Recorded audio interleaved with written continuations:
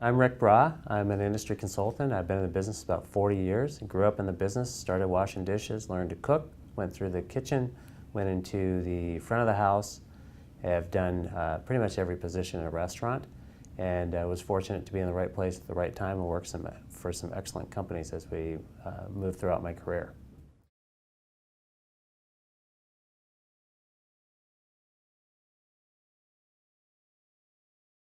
I think that traditionally we've held that there's 4 ways to build sales. One of them is through getting new customers. Second is increasing the frequency of customers. Third is increasing the check average. And last is increasing the party size, doing special events, that kind of thing. I believe there's a 5th one now that's widely available, and that is delivery. That was traditionally restricted to pizza places and places like that that had their own logistics department essentially, and now everyone can have a service come by and pick up their product and deliver it to someone's house. So huge opportunity in that arena. I would like to talk about new customer acquisition, because when you acquire a new customer, they can come through several different avenues. They can come from a referral, which is very trustworthy. But they're very important. New customers are very important because they represent 20 to 40% of your sales. So you have the majority of your sales come from repeat guests over and over and over, but new customers need to replace those frequent guests because about 20% of your guests move, die, or get sick of you, and they stop coming. So every year we start with a bogey when in the restaurant business, and we have to replace those. And new customers are the way to do that. They can come through referral, they can come through advertisement, they can come through bumping up against an online review, which most people don't like, but we need to fall in love with because they have a major impact on sales. There's just the plain old accident that you can have. I stumbled in here and I found it to be great, and now this is my new place.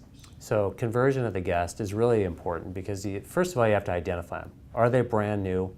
Is this the first time there? And I don't know why we have trouble asking that question, but we need to find out if people have been in the restaurant before or not. If they haven't been in the restaurant before, we need to have a strategy of what to do. So we have to, first of all, we have to engage them. We have to connect with them. And then we have to customize their experience, and we have to finish strong.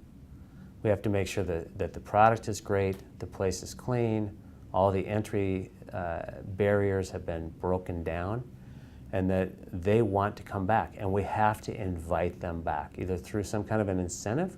Most of the time people buy maybe a dessert or something for a first-time guest. I'd like to invite them back. That's the biggest thing to me. Just get them back so that you can turn them into a frequent guest.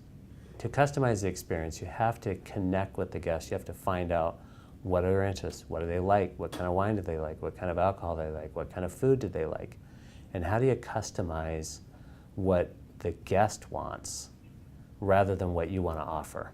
Now we have some things that you know are absolutely knockouts on the menu, and you want to make sure.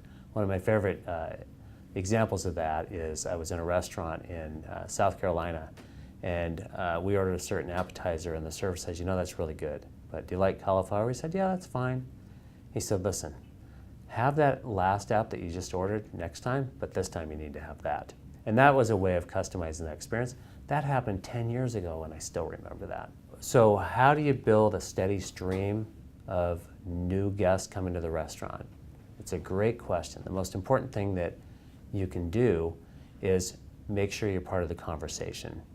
Over 90% of word of mouth is considered trustworthy advertising. The average consumer has 9 conversations around the water cooler about food every week, 10 about beverage. You want to make sure that you're part of that conversation. So word of mouth is absolutely essential. You've got to stay active on social media, which means you've got to position yourself as a subject matter expert. You've got to make sure that you are constantly out in the news, that you're seeking to be reviewed, so that you create some noise about the restaurant. Some of the best restaurants that you've ever been to, you never hear about anymore, and you stop going. So that isn't going to attract a new customer at all. And you don't need to be the new hot place, but you do have to be popular.